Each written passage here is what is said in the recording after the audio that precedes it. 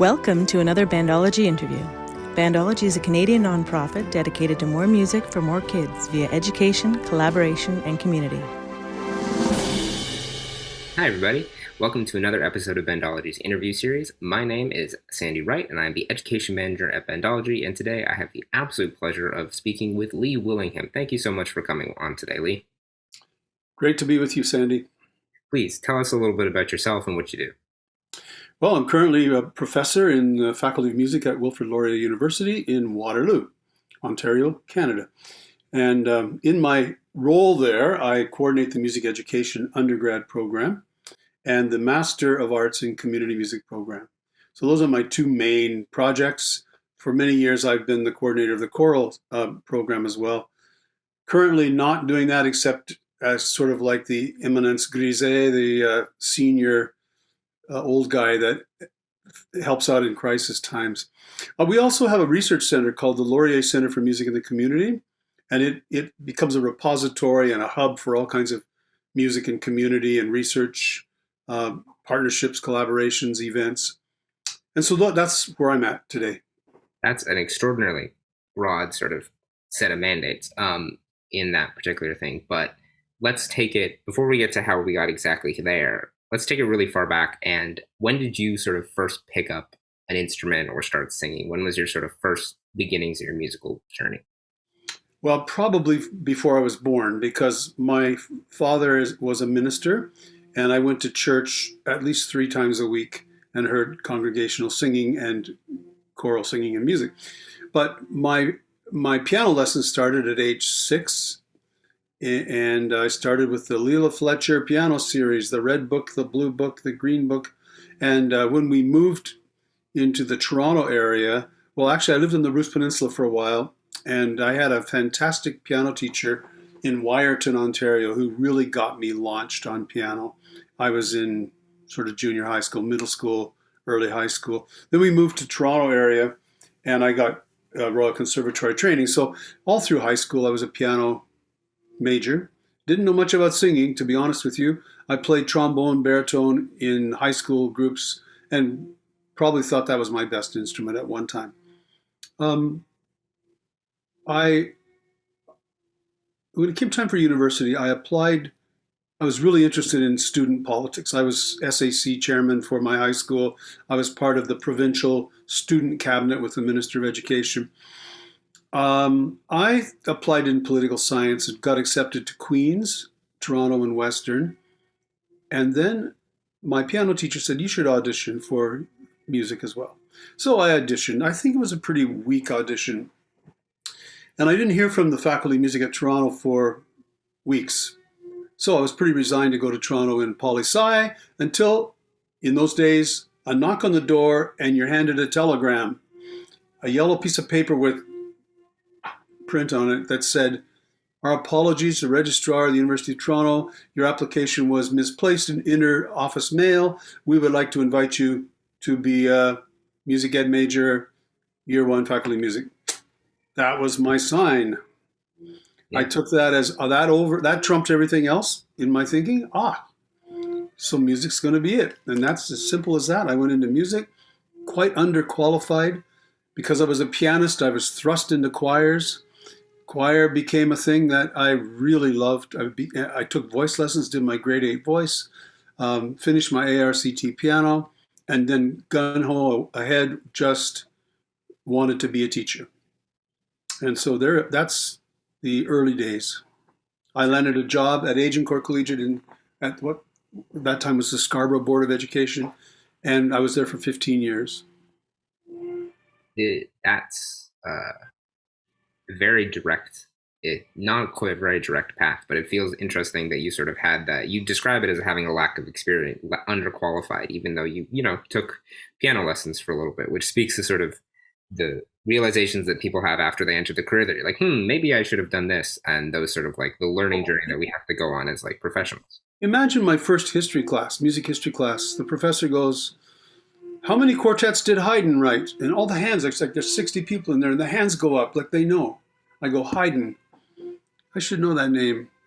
And and then I started doing Bach preludes and fugues in piano lessons, and my teacher asked me to analyze a fugue. And I went, sorry, man, I never knew what that was. Like, I really didn't know. So my learning curve was really steep. I was as eager as a dry sponge to just soak up as much as I could. I think I really found myself in the right place, even though I think if I'd gone into poli-sci, I would have been disillusioned. I probably would have supported the wrong political party at that time, and I probably would have floundered, But I believe strongly that we find our vocations through being sensitive to opportunities that are presented to us. That things happen for reasons, and I often talk about the calling. And Maya Angelou talks about the calling to be a teacher or to be an educator, and the courage to follow your calling. So a lot of people have the calling, and she says, but they don't have the courage to embark on the phone. I take it a couple steps further, and I say, well, I may have a calling to do something and the courage to follow it, but I don't want my airline pilot just to be a happy guy and having a great time because he feels called to be a pilot. I think he needs to have competence as well. So I throw another C in there. And the competency to be an educator comes from this, this melange of study, of mentoring with somebody, and then experience in the classroom and in the teaching context. So calling, courage, competence, and then the confidence to be that person that you're called to be. So that became revelatory to me in the middle of my high school years teaching, that I became a better and better teacher as I thought about my calling and my level of competence in learning how to do that. I think those qualifications, for lack of a better word, and qualifications doesn't start with C, so I think that breaks your pattern a little bit. But that's a really interesting description, and one that I think encompasses a lot of the challenges that I know I've heard people speak about and my peers have spoken about in embarking on any sort of creative career. And you spoke about the words of Maya Angelou influencing you, and you having that sort of stellar piano teacher as sort of a young teenager, preteen. And I think part of taking that journey is also absorbing stuff from major influences like that and sort of mentors. And do you have any that sort of either helped you through that part of your career or helped you sort of transition into the next phase of it, the one that you're sort of currently in as a university professor and graduate coordinator and those things? Right. Well, in terms of huge influences in my musical life, there were two musicians at the Faculty of Music in my undergrads that really arrested me and made me think. One was my piano teacher, Clifford Poole. People that may know his name would know that he was very influential in starting the Faculty of Music at Western, but he also was, he and his wife, Margaret Parsons, were amazing pedagogues and inspirations to me. Another was Douglas Bodle. Now, he was a church musician and an organist, and he was the diametric opposite to Clifford Poole in his musical approaches.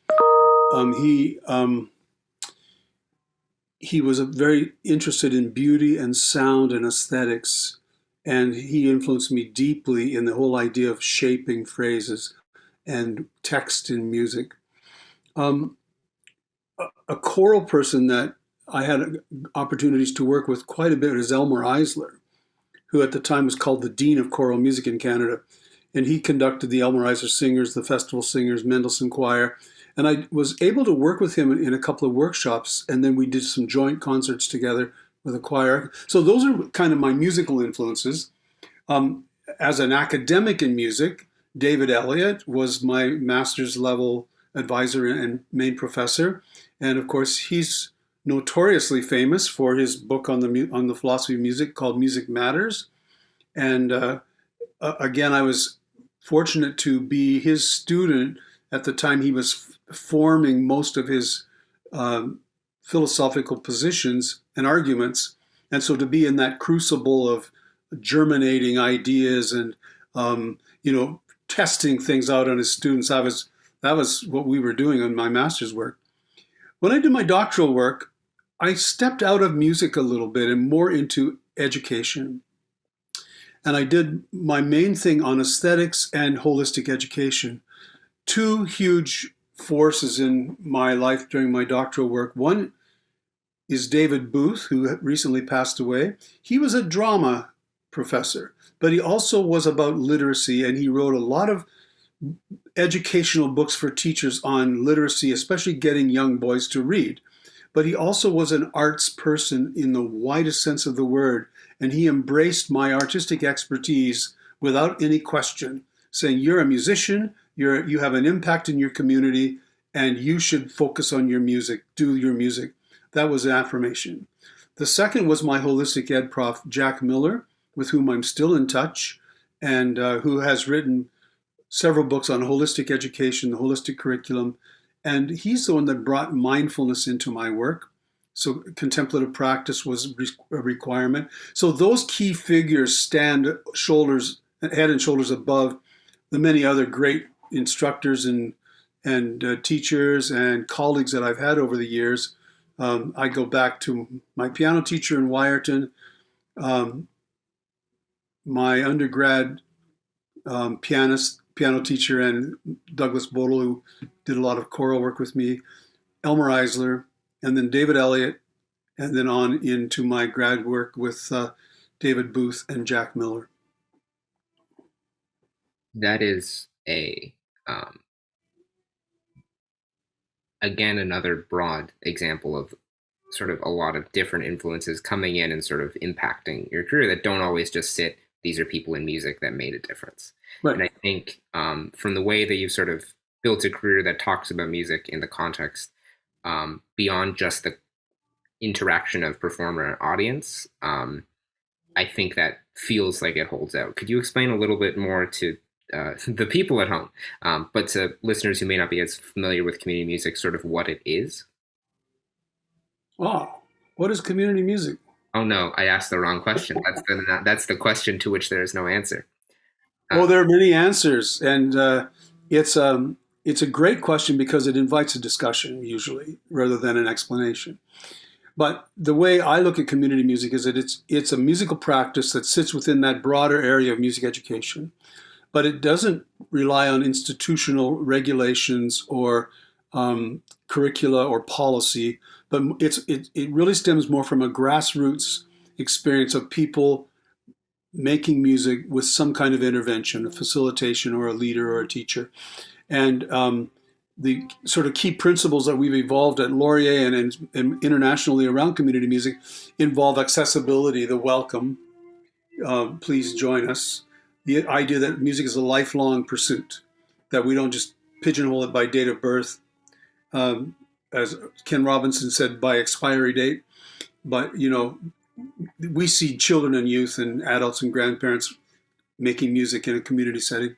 We also look at it as a variety of curricular or pedagogical approaches. So we all know what formal pedagogy is, formal instruction, but we recognize that people are learning today in many ways. They're learning by asking each other. They're learning by watching a YouTube tutorial or something like that. So informal, non-formal learning. I would also say that community music is an intentional use of music for an activist causes. So community enhancement, but that enhancement might mean addressing concerns that are societal, such as currently like eco-justice, global warming. What does music have to do with that? Or migration, poverty, racism, homophobia. Do we have a voice in addressing things that are making communities anxious or causing communities to be less than viable? Can music have a voice there? So community music addresses that. Community music also is keenly aware that participatory music making can add a fullness or a richness to a life. And we talk about that as well-being or wholeness and health. We also are a discipline based on research, and we're a discipline that invites diversity. So we're interested in people that aren't like us, that haven't been trained like us, that have other musical attributes that enrich our lives by our association with them. So in a nutshell, community music is where people and music meet in places or contexts and with diversity and with intent. That's a relatively, having had conversations like this before, that's a relatively succinct way of explaining it. And I think covers a lot of the things that for me stand out about the discipline relating to like music as an instigator and a active participant in a community rather than a thing that people go to experience and leave. And you talked a little bit about it enhancing being part of like the richness of experience. That was the phrasing, I think, or close to the phrasing that you used. So for you, what makes music education more broadly and community music as a part of that sort of important, either societally or within the context of just your life? Well, I think music education, first of all, is everyone's right. Just like everyone's has an entitlement to literacy and numeracy, we should be able to function in society with language and with basic numbers. But also, there's a form of nonverbal expression that the arts are places where people can explore, and without those artistic or creative areas, without any kind of exposure to them, or without the sort of structure of an educational system to help us potentialize those things, we're missing. There's a void in human lives that cannot be replaced by technology or by various other things that try to fill gaps. So the music education experience, I don't know how deeply you want me to drill here, but for my experience as a high school teacher was everybody had a musical life. 100% of that school population of 1,400 students. By the time I left, approximately 45% had selected music as a credit course or an ensemble. That's pretty amazing for considering the national average is about 10%. So my heart always went out to the people that didn't want to come and take music with me or my team. Like, why didn't you want to come and play clarinet in the band? And the reason I could see was, well, I already have a musical life and I don't want to be part of that musical life. I don't want to learn an instrument that I don't really like, or I don't want to be in an ensemble that I don't really get, because band is really basically an educational ensemble. There are military bands, there are community bands, but essentially bands are in schools. The town band, I played in the town band in Lions Head when I was 14. That was another experience. We had to march in parades and things. It was pretty bad. But I'm just saying that, so then these research or pseudo-research projects came out with titles like Music Makes You Smarter, Music Helps Your Math Scores. SAT scores in the US are 100% higher for students who took music in school. All of that was interesting to me as a teacher, but when I would drill into those studies, I could never find that causal relational equation that said you X and Y equals Z for sure every time. And if you can't replicate something, and so I did my own studies when I was teaching at OISE, University of Toronto Faculty of Ed. In that research, we looked at a school that was under-resourced. It had 28 families it had 28 different languages other than English in the school family. And so we set up a music program for them. Basically, it was computer-based because that's the kind of funding we could get from the government. In those days, you couldn't get instruments, but you could get computers. So 100% of those kids were doing music, creating music, playing music, using software and some live instruments, some singing. And their EQA scores went from the bottom of the ranking to up to the upper middle and higher. And so what we started, okay, what happened here? Did music make them smarter? Well, we find out that after music class, when they went to math, they did a lot better than if they had math before music class. So, long story short, we concluded that music doesn't make you smarter, but music animates parts of the brain that are not necessarily alive in other subjects. So when you come out of a situation where your brain is completely on fire, it's lit up from one corner to the other, that you're ready to do math. Like your brain is now in a state of readiness. And I think that's what we could say. One of the important things of music education is that it animates and enlivens aspects of the brain, especially instrumental music, where you're actually using motor muscles, you're interpreting symbolic notation, you are trying to find an emotional expression through all of that, and your brain is also connected to other people around you, so there's a social thing. There's a lot to say for music education in what I think the key area is all of those features. I'm just leery of the slogans that come out of music ed research. It can be hard to balance both in research and trying to support and advocate for a notoriously underfunded part of education. To balance the feelings of genuine benefit and the clear benefit that comes even anecdotally from anybody I've talked to who's been part of music, and my own experience and the experience of the people I've worked with, and from an educational and community perspective, the people I have worked for as facilitator and teacher. But it's also interesting to hear that sort of take from your own actual research of this is what we've figured out why that was happening, rather than just oh, this is happening.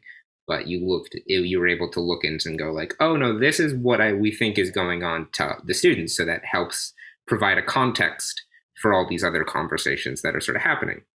Well, research is it's tricky because a really good researcher will go into a project without knowing the outcome. You really aren't sure of the outcome. But a lot of these music studies already state in the very beginning that I'm setting out to prove something that I already know. But in the methodology of trying to prove something, they get some results that are what they want, and that's what they publish, and they can't replicate it to another population. I'm saying there's been enough work on the neurology of music and the sociology of music to say, and on also the physiology, like the physical actual making of music, we can, I think, conclude that music enhances one's capacity to learn and to express and to know oneself. I think, and so your first question was, why is it important? And I mentioned that it's a human right. And I think, and I would also include other art forms in the idea that we have the right to be expressive and to be fully potentialized in areas that aren't necessarily verbal or testable in every way. Yeah. And that's sort of always something that is hard about making music make sense to people who don't participate in it, I think, is because there is that unspoken thing, and it's the thing that makes art is that bit that you can't explain, because if you can explain it all, doesn't feel like art. At least that's a personal opinion. That's entirely, I take full responsibility for that attitude. But I think that ability to sort of what music does for people and allows, and its enhancement capability sounds like it's a super soldier serum. But the benefits that it's been shown to have and the way it enhances the lives of basically anybody I've ever met who interacts with it, I think is a strong argument for music education's vitality in sort of. Let me just add that because I'm, at the threshold of seniorhood here, that there's been a lot of work done on aging populations and I guess leisure studies, like leisure studies being a fairly new discipline that's also evolving in the academy. But the idea that the skills you might have learned in your youth but haven't necessarily developed or kept up with in your adult life, those skills are still available to you as a senior. And we're finding more and more that seniors want meaningful, challenging, and rewarding experiences in their in their aging years. And so music has that capacity to rekindle again the kinds of skills and even draw upon memories they had as choir singers or church musicians or instrumentalists. And that's pretty exciting. That's a part of community music that also fulfills, I think, a leadership need where a lot of programmers in senior communities are not musicians and aren't skilled. They're good at planning things and, games nights and movie nights and travel logs and even religious services, but they don't have those skills to engage people in making music. And where that's happening, we're seeing more and more the results of health, wholeness, wellness, sense of self, confidence, joy. So that doesn't even have to do with research. That's just simply an anecdotal practice that we can see right away. People making music seem to be happier people. I'm definitely not gonna argue with that. Based on my own anecdotal experience and the joy it brings the people around me and me as well. But with that sort of breadth of experience and the sort of multifaceted career that you've had, do you have any advice for sort of young musicians interested in either, maybe not your exact career pathway, because that's in some ways it's a unique career pathway to you specifically, but in approaching either academic, moving into research, interested in becoming musicians, or pursuing music but not necessarily pursuing it as a professional context, but just as like a community participant? Yeah, I have lots of advice. I heard a sports commentator say, the key to success is to be quick but don't hurry. And I get that. I think my advice is keep an open mind, have a plan, but be open to diversions from that plan. Look for open doors. Look for networks. Build relationships with people that you think are valuable to know, whether it's because of their knowledge and experience, or maybe you just like the way they work, or there's something attractive about them to you. Reach out to those people. They will serve you. I also think be entrepreneurial. Sometimes you have to make your pathway. The course that you will know well in the grad program deals with what is my value proposition? What do I have that somebody may want? And what is my customer segment that I can find who wants what I have? That's an entrepreneurial thing where maybe I'm really good with let's say that I'm a singer and I've really focused on vocology, where I can work with voices that are damaged. And a lot of high school kids maybe have damaged voices. How do I let somebody know I'm good at that? And where can I find people that want that skill that I have? Or I don't know, maybe I'm really good with, digital mixing and DJing, but there's no course in that in my school. How do I make my value proposition available to the right segment of society? I think that entrepreneurship, open-mindedness, learn all you can, build relationships, don't be impatient. My best job came when I was 49, 51. The job that I really wanted came when I was 51, which is the job I have right now. It's great that it's the job you have right now, and as a person who went to the school you teach at, a relief that is a positive experience.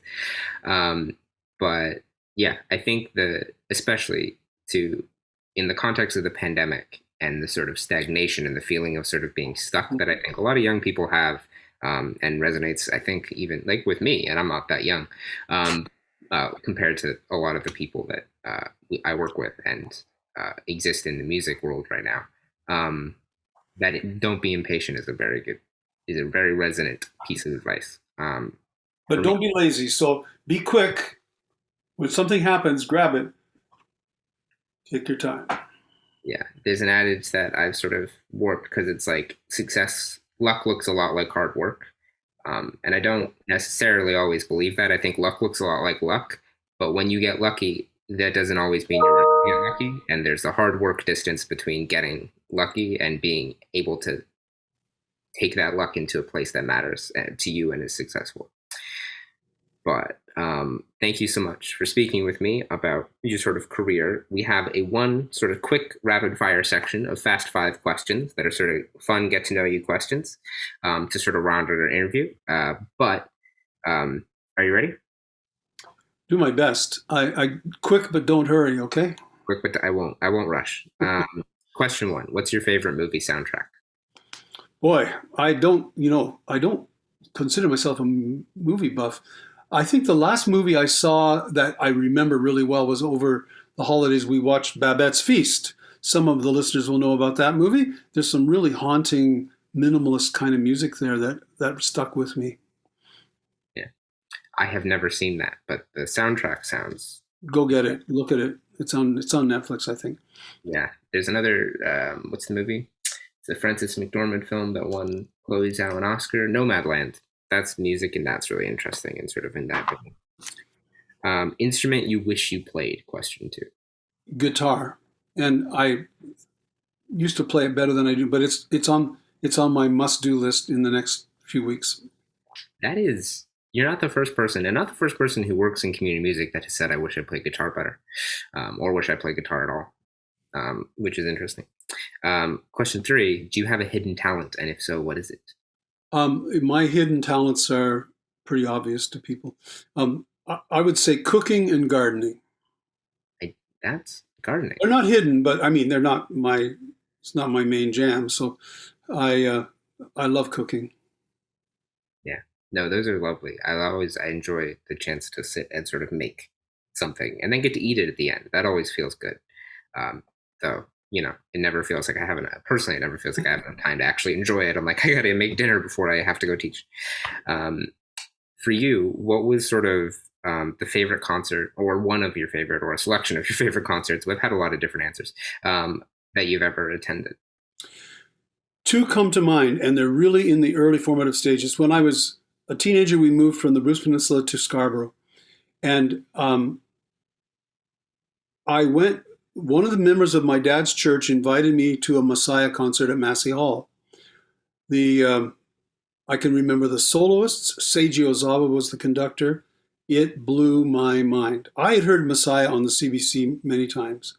To hear it live at Massey Hall with these incredible soloists, orchestra, Mendelssohn Choir.